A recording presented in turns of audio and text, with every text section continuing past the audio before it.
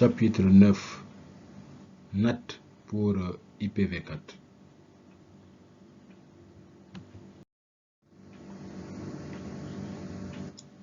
Section et objectifs. Protocole de couche réseau. Configuration de la traduction d'adresse réseau NAT. Dépannage des configurations de la NAT.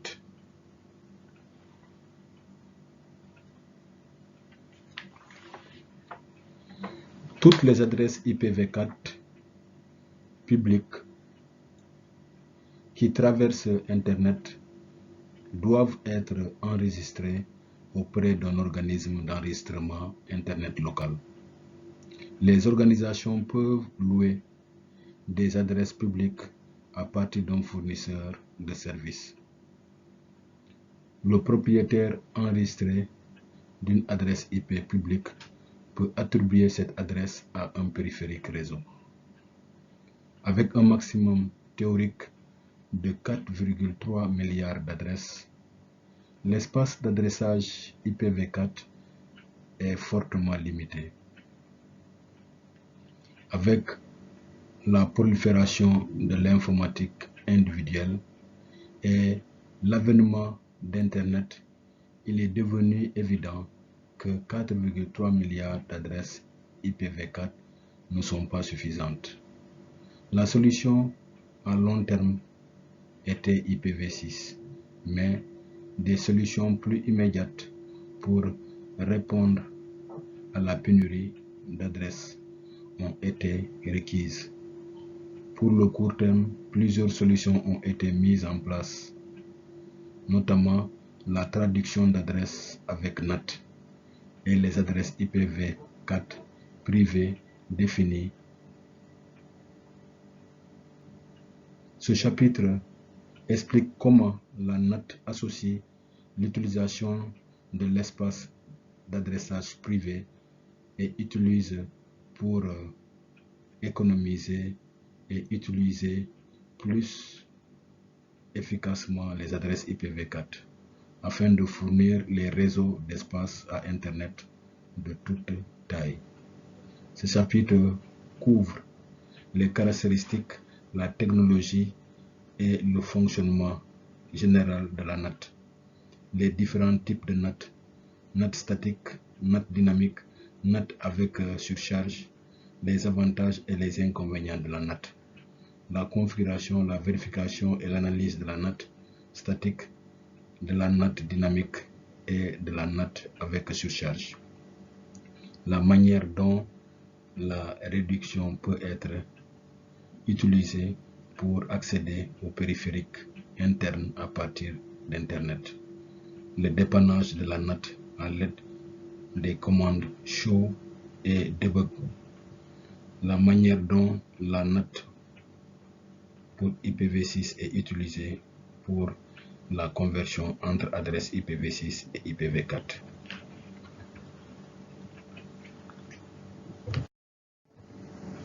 Fonctionnement de la NAT.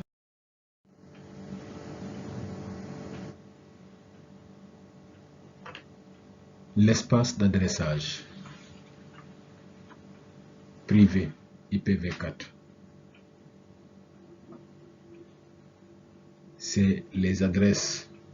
Il n'existe pas suffisamment d'adresses IPv4, comme on l'a dit, et publiques, pour pouvoir attribuer une adresse unique à chaque périphérique connecté à Internet. Les réseaux sont généralement mis en œuvre à l'aide d'adresses IPv4 privées. Par exemple, pour la classe A, on a comme adresse privée 10.0.0.0/8. Pour la classe B, nous aurons 172.16.0.0/12. Et enfin, pour la classe C, nous aurons 192.168.0.0/16. /24 /16.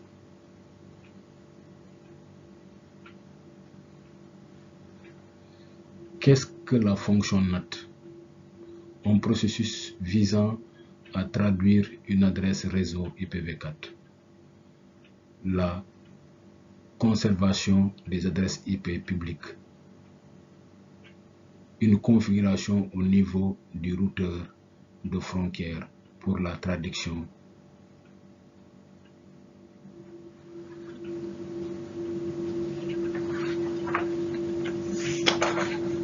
Les technologies utilisées. Dans la technologie NAT, le réseau interne désigne l'ensemble des réseaux soumis à la traduction. Le réseau externe désigne tous les autres réseaux. Dans le cadre de la NAT, les adresses IP sont désignées de différentes façons selon qu'elles se trouvent sur un réseau privé ou public Internet et selon la direction du trafic entrant ou sortant. La fonction NAT comprend 4 types d'adresses: adresse locale interne, adresse globale interne, adresse locale externe, adresse globale externe. Pour déterminer le type d'adresse utilisée, il est important de retenir que la terminologie NAT est toujours appliquée du point de vue du périphérique dont l'adresse est traduite. Adresse interne, l'adresse du périphérique traduit via NAT. L'adresse externe, l'adresse du périphérique de destination. La NAT qualifie également les adresses de local ou global.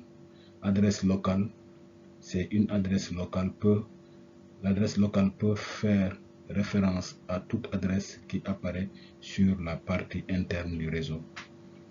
Quant à l'adresse globale, elle peut faire référence à toute adresse qui apparaît sur la partie externe du réseau. Les types de NAT. Traduction d'adresse réseau statique. Un mappage de type 1 à 1 des adresses locales et globales. Ces mappages sont configurés par l'administrateur réseau et restent constants. NAT dynamique utilise le pool d'adresses publiques et les attributs selon la méthode du premier arrivé, premier servi. Il doit exister suffisamment d'adresses publiques disponibles pour satisfaire le nombre total de sessions utilisateurs simultanées. Port Address Translation (PAT) map plusieurs adresses IPv4 privées à une seule adresse IPv4 publique ou à quelques adresses, appelées également surcharge de NAT. Confirme que les paquets entrants ont été demandés. Utilise les numéros de port pour transmettre les paquets de réponse au bon appareil interne. Les bénéfices de la NAT. Avantages de la fonction NAT. Elle conserve le schéma d'adressage officiellement inscrit. Elle augmente la souplesse des connexions au réseau public. Elle assure la cohérence des schémas d'adressage du réseau interne. Elle garantit la sécurité du réseau. Inconvénients de la NAT. Dégradation des performances, dégradation de la fonctionnalité de bout en bout, perte de la traçabilité IP de bout en bout, tunneling puis complexe, perturbation éventuelle de l'établissement des connexions TCP. Dans le réseau interne, on utilise des adresses privées, alors que dans le réseau Internet, on utilise les réseaux publics. Donc, pour ne pas que les hackers voient nos réseaux privés, on est obligé de faire un NAT. La configuration de la traduction d'adresse réseau NAT. Configuration de la NAT statique. Configuration de la fonction NAT statique. Créer le mappage entre les adresses locales internes et les adresses locales externes. On met la commande IP espace NAT inside source statique. Définissez quelles interfaces appartiennent au réseau interne et lesquelles appartiennent au réseau externe. IPNAT inside, IPNAT outside. Analyse la NAT statique. Vérification de la NAT statique. Show IPNAT translation. Show IPNAT statistic. Clear IPNAT statistique. Configuration de la NAT dynamique. Fonctionnement de la NAT dynamique. Le pool d'adresse IPv4 public, pool d'adresse global interne, est disponible pour tous les appareils du réseau interne, selon le principe du premier arrivé, premier servi. Avec la NAT dynamique, une adresse interne est traduite en une seule adresse externe. Le pool doit être suffisamment vaste pour prendre en charge tous les appareils internes. Un appareil ne pourra pas communiquer avec le réseau externe si aucune adresse n'est disponible dans le pool. Configuration de la NAT dynamique. Créer le mappage entre les adresses locales internes et les adresses locales externes. Voilà les différentes commandes.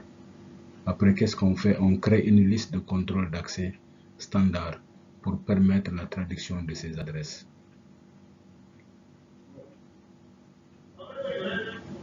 Pour relier la liste de contrôle d'accès au pool, voilà la commande qu'il faut: IPNAT inside source list access list number pool name. Pour maintenant identifier les interfaces internes et externes, on met un IPNAT inside ou IPNAT outside. Maintenant, l'analyse de la NAT dynamique.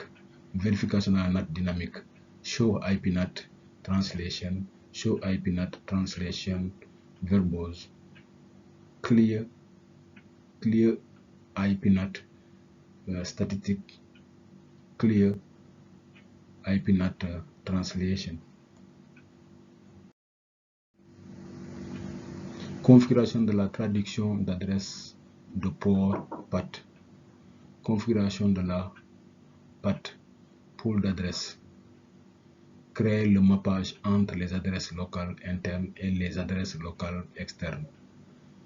IPNAT pool name.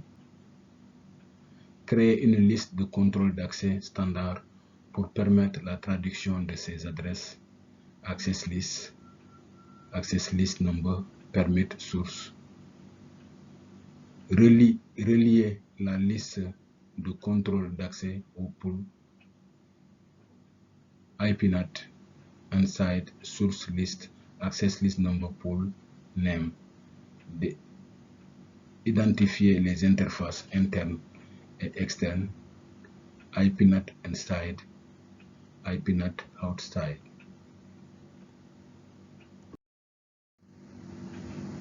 Configurer la PAT adresse unique. Définissez une liste de contrôle d'accès standard pour permettre la traduction de ces adresses. Access list standard pour permettre la traduction de ces adresses. Access list number permit source. Établissez une traduction dynamique de la source en utilisant la liste de contrôle d'accès. L'interface de sortie de l'option de surcharge.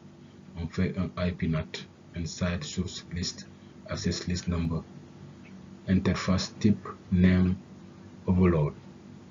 Identifier les interfaces internes et externes, IP NAT inside, IP NAT outside.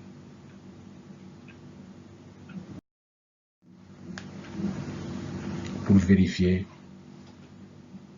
on fait un show IP NAT translation ou on show IP NAT statistique ou enfin un clear IP NAT statistique. Transfert de port. Le transfert de port consiste à transférer un port réseau d'un réseau à un autre. Un paquet envoyé à l'adresse IP publique et au port d'un routeur peut être transféré à une adresse IP privée et à un port d'un réseau interne. Cette procédure est utile lorsque les serveurs ont des adresses privées, lesquelles ne sont pas accessibles depuis les réseaux externes. Exemple de routeur sans fil. Configuration de transfert de port avec iOS. IP NAT inside source statique. Après, il y a les protocoles TCP. Pour le IPv6, c'est pas prévu dans ce chapitre, mais je l'ai mis pour que vous puissiez comprendre comment ça se fait. Mais ne vous attardez pas là-dessus. Voilà la configuration. Maintenant le dépannage de la NAT. Dépannage de la NAT, commande show, clear, IP NAT, statistique, clear IP NAT translation, show IP NAT, statistique, show IP NAT translation. Dépannage de la NAT, commande debug, debug IP NAT. Résumé du chapitre. Ce chapitre est décrit de manière dont la NAT est utilisée, décrit la manière dont la NAT est utilisée pour éviter la pénurie d'adresses IPv4. La NAT permet de ménager l'espace d'adressage public et représente une économie considérable en termes de coûts d'administration liés à la gestion des ajouts, des déplacements et des modifications. La NAT pour IPv4, notamment les caractéristiques, la terminologie et le fonctionnement général de la NAT, les différents types de NAT, NAT statique, NAT dynamique, NAT avec surcharge, les bénéfices et les inconvénients de la NAT, les configurations, la vérification et l'analyse de la NAT statique, la NAT dynamique et la NAT avec surcharge, la manière dont le transfert de port peut être utilisé pour accéder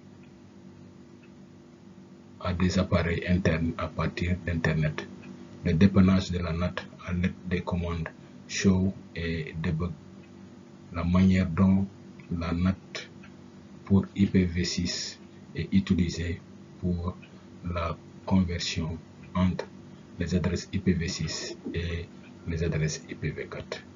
Merci de votre attention.